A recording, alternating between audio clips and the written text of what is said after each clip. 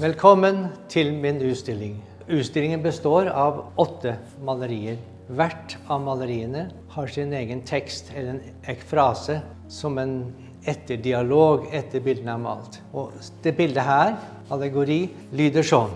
Alt hviler på kanten av orden og kaos. Gjenstandene ligger spredt, bruddstykker av noe uferdig, forlatt eller nylig funnet. Med ryggen mot verden, et bortgjemt ansikt fordypet i verkets kjerne.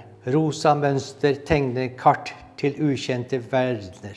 Konstruksjon med palett og zebramønster, en gåtefull veiviser. Komposisjon balanserer mellom det ubegripelige og det nødvendige. Alle de bildene som er her, de 6 bildene som er her nede, har hver sitt autonome, altså her hver sin eksistens og sin egen fortelling. Maleriet Razzoni, en fortelling om den første båten som forlot Ukraina med mais til Afrika. Dette var det første bildet som påvirket resten av disse bildene som er i dette rommet her. At skipet bærer fargen oransje, med hvite kraner som rader av doriske søyler, en flytende agora. I antikken så agora var jo markedsplassen.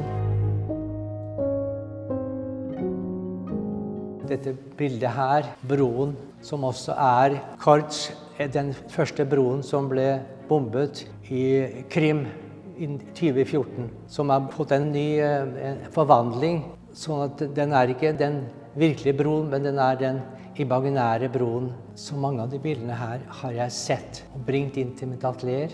Dette her er jo en gjødselfabrikk, og jeg har sagt at en utsiktstårn med svart mage fylt av gjødsel. Så hadde jeg behov for en motsats, og da malte jeg det idylliske verket her, morgen. Og det er på en måte et bilde som erindrer noe som er i ferd med å forme seg gjennom et morgenlys, og ting som døde treet har fått en nytt liv gjennom et lek som på en måte erindrer barn. Men alt handler om dette som gjør at jeg er maler, å finne en eksistens, lysstyrke i verket. Dette bildet her heter for fuge. Fuge innenfor musikken, men også innenfor gotikken. Men det er en skog som jeg selv, som har malt det bildet, har et ambivalent forhold til det med det at jeg blir stående utenfor skogen. Jeg går ikke inn i skogen. Jeg føler at den gir meg en glede ved å betrakte den som en skog som jeg ikke vet, men som jeg undres over. Det siste bildet på utstillingen heter Elegi. Elegi er jo en klagesang. Jeg har vært veldig opptatt av Ukraina. Ukraina er et metafor altså for verden i dag også. Så det er den fremmedheten, at bildet i seg selv er fremmed.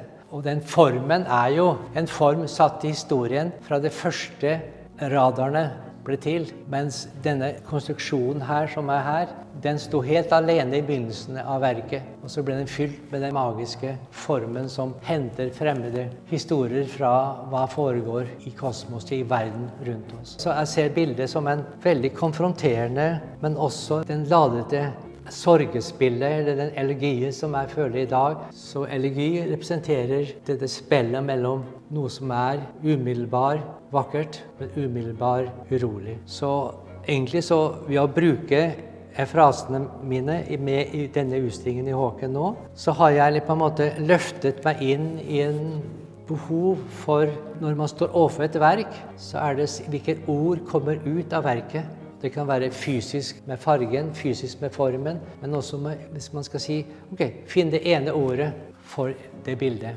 ene ordet og ene fortellingen.